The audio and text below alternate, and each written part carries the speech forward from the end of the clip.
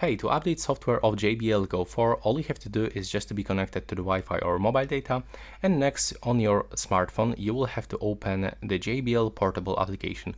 If you don't know how to connect this speaker to this application, you can find this kind of the video on my channel, so search for it.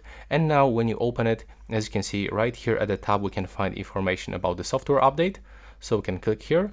But if for some reason you don't have this notification, you will have to scroll all the way down, select product information, and now you will have to go for the software.